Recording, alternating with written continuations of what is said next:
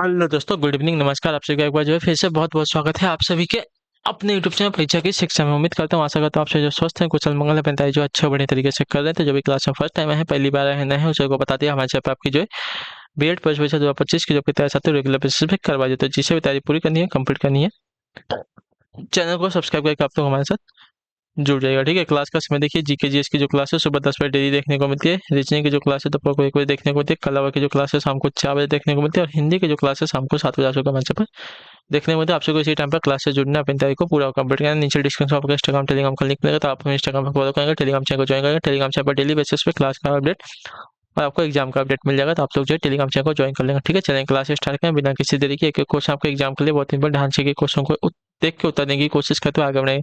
Class start करने से पहले सभी से रिक्वेस्ट है, जिससे हम तक लाइक नहीं किया लाइक करेंगे, शेयर नहीं किया शेयर करेंगे, और जिसने अभी तक चैनल को सब्सक्राइब नहीं कर जिससे चैनल को सब्सक्राइब करेंगे। चलिए, पहला है संरचना शब्द के लिए कौन सा पर्याय शब्द अनुचित है। ठीक है, तो रचना, विन्यास, विरचित।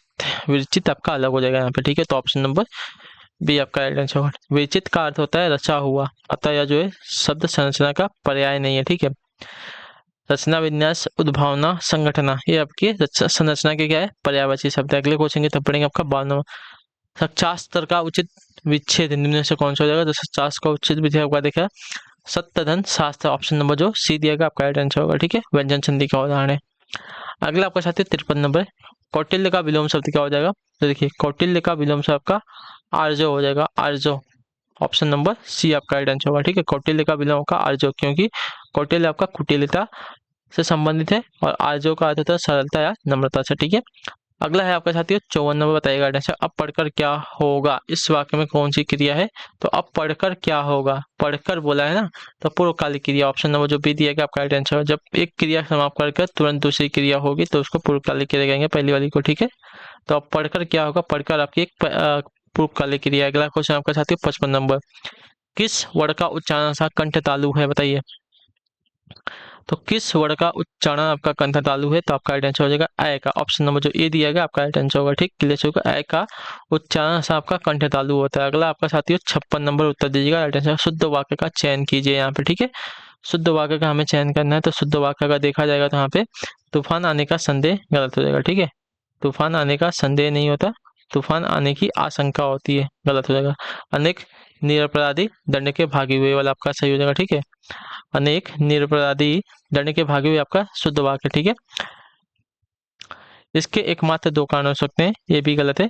इसके इस इसके दो कारण हो सकते हैं। ठीक है, इसके दो कारण हो सकते, एकमात्र इसमें नहीं होगा। ठीक है, माता पिता की शुश्रूषा नहीं, माता पिता की सेवा करनी चाहिए। ठीक है, ये भी गलत है। अगला आपका साथियों 57 नंबर, जुगुप्सा किस रस का स्थायी भाव है। तो जुगुप्सा की अगर बात करें, जुगुप्सा जो आपका विवश रस का स्थायी भाव, तो ऑप्शन नंबर आपका बी राइट हो जाएगा साथियों। ठीक है, क्लियर है। चलिए, अगले क्वेश्चन की तरफ बढ़ेंगे। निष्कलंक, निकलंक का सही संधि शब्द कौन सा होगा। नि धन कलंक, तो मैंने अभी आपको बताया था निष्कलंक, तो निष्कलंक आपका ऑप्शन नंबर सी में दिया गया। ठीक है, ये आपका विसर्ग संधि का उदाहरण, तो ये बात याद रखिएगा। ठीक है, नि धन कलंक का संधि आपका हो जाएगा साथियों निष्कलंक। ठीक, क्लियर सबको, क्लियर है कि नहीं यहाँ पे। चलिए, अगला आपका साथियों 59 नंबर, बताइएगा आंसर। सूरदास किस रस के कवि हैं। तो सूरदास की अगर बात करेंगे, तो सूरदास आपके जो है वात्सल्य रस के कवि हैं। ठीक है, ऑप्शन नंबर सी वाला आपका राइट आंसर होगा। ठीक, सूरदास जो आपके वात्सल्य रस के कवि हैं। अगले क्वेश्चन की तो बढ़ेंगे 60 नंबर, उत्तर दीजिएगा। राष्ट्रगान के रचयिता कौन है।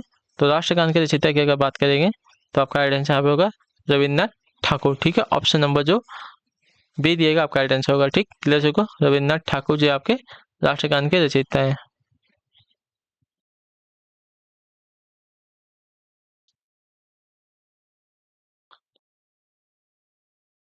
एक मिनट रुकिए।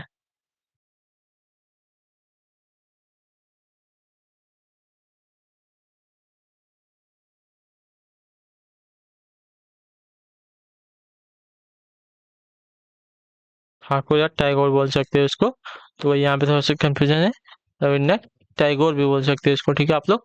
चलिए, अगला क्वेश्चन आपका निर्देश दिया गया प्रश्न संख्या 61 और 62 के नीचे दिए गए वाक्यों में एक खंड में टूटे उसे छांटना। ठीक है, शीर्षक को छोटा, आकर्षक और विषय से संबंध रखना चाहिए। तो इसमें कौन से खंड में आपका है संबंध वाले में। ठीक है, ऑप्शन नंबर सी वाले में आपका है क्या है, थोड़ा सा त्रुटि है। ठीक है, शीर्षक को छोटा, शीर्षक को छोटा, आकर्षक और विषय से संबंध रखना चाहिए। संबंध गलत हो जाएगा यहाँ पे।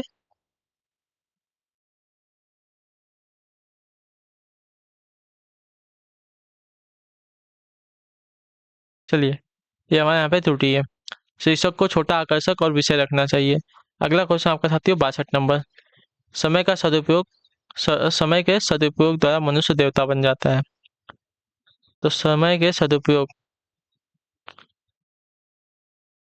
ठीक है, समय का नहीं होता, समय के सदुपयोग द्वारा जो है मनुष्य देवता बन जाता है। ऑप्शन नंबर ई वाला यहाँ पे आपकी त्रुटि है। अगला क्वेश्चन देखेंगे साथियों, निर्देश देगा 63 और 64। नीचे एक एक शब्द की वतनी के अनेक रूप प्रस्तुत किए गए, शुद्ध वतनी का चयन कीजिए। ठीक है, श्रृंगार की वतनी हमें बतानी है।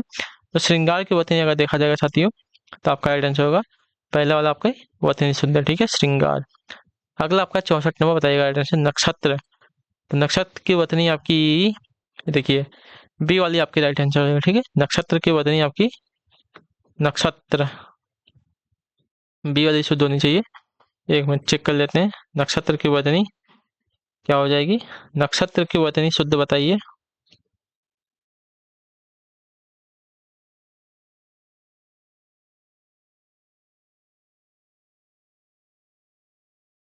देखिए, नक्षत्र की वतनी ऑप्शन नंबर बी वाली आपकी शुद्ध है। ठीक है, क्लियर है सभी को।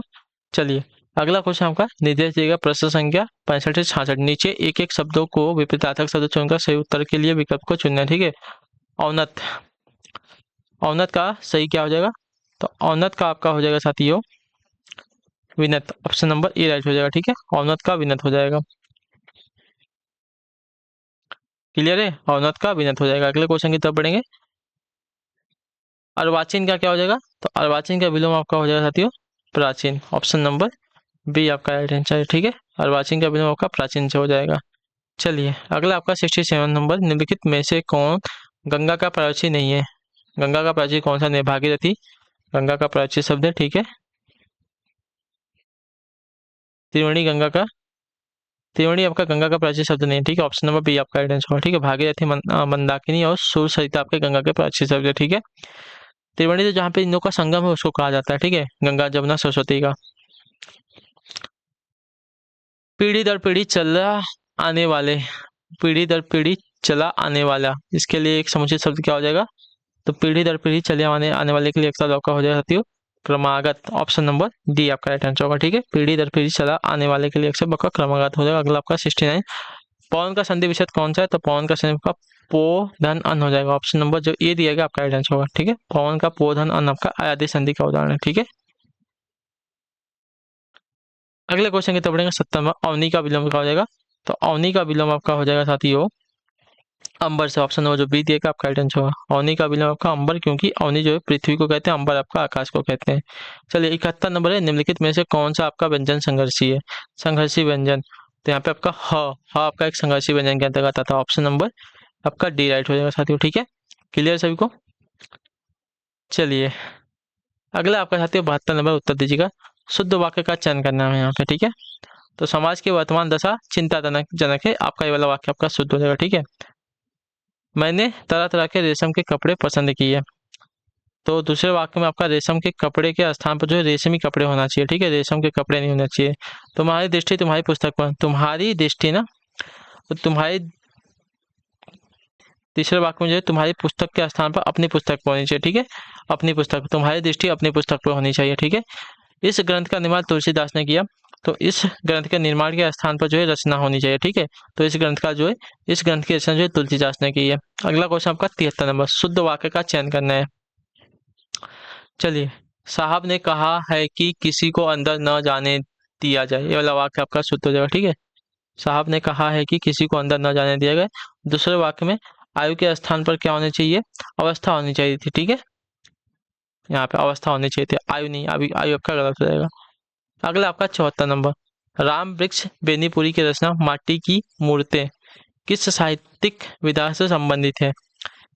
तो यह जो है आपकी रेखा चित्र से, ठीक है। ऑप्शन नंबर बी आपका राइट आंसर होगा, ठीक है। राम वृक्ष बेनीपुरी की रचना माटी की मूर्ति जो है रेखा चित्र विधा से की रचना है, ठीक है। अगला आपका 75 नंबर है, आखिरी क्वेश्चन, ध्यान से लिखिएगा, बताइएगा राइट आंसर क्या हो जाएगा। निम्नलिखित में से कौन सी बोली पूर्वी हिंदी के अंतर्गत नहीं आती है, ठीक है, बताइए। बघेली, छत्तीसगढ़ी, मगही या अवधी? तो आपका राइट आंसर होगा Magahi, option number C right हो जाएगा, ठीक है। मगही जो है बिहारी बोली के अंतर्गत आती है, पूर्वी हिंदी के अंतर्गत नहीं आती है, ठीक है।